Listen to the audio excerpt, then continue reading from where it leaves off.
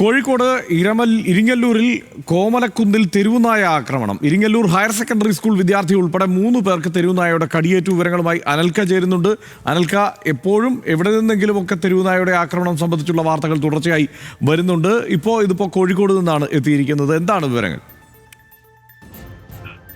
കോഴിക്കോട് പാലായിക്ക് സമീപം ഇരിങ്ങല്ലൂർ കോമലക്കുന്നിലാണ് 3 പേർക്ക് തെരുവുനായയുടെ കടിയേൽക്കുന്ന സാഹചര്യമുണ്ടായത്.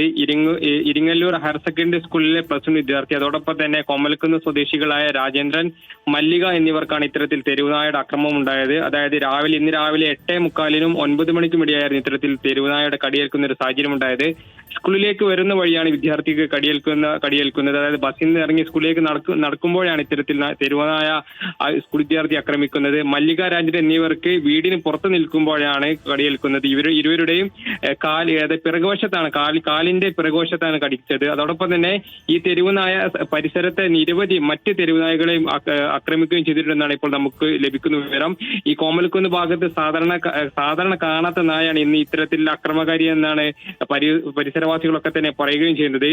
വിദ്യാർത്ഥികൾക്കും നാട്ടുകാർക്കും നേരെ ആക്രമണം നടത്തിയതോടെ ഈ ഒളവണ്ണ ഗ്രാമപഞ്ചായത്തിന്റെ നേതൃത്വത്തിൽ നാളെ തെരുവുനായ്ക്കളെ വാക്സിനേഷൻ ചെയ്യാനുള്ള നടപടികളും ആരംഭിക്കുകയും ചെയ്തിട്ടുണ്ട്. അതോടൊപ്പം തന്നെ ഇന്ന് ഇരിങ്ങല്ലൂർ ഹയർ സെക്കൻഡറി സ്കൂളിന്റെ പരിസരത്ത് ചത്ത നിലയിൽ കണ്ടെത്തിയ മറ്റൊരു തെരുവുനായയുടെ ജഡം പരിശോധനയ്ക്കായി ഈ ഗ്രാമപഞ്ചായത്തിന്റെ നേതൃത്വത്തിലൊക്കെ തന്നെ പൂക്കോട് വെറ്റിനറി സർവകലാശാലയിലേക്ക് കൊണ്ടുപോവുകയും ചെയ്തിട്ടുണ്ട്. ഹർഷൻ, അനൽക്കയാണ് വിവരങ്ങൾ നൽകിയത്.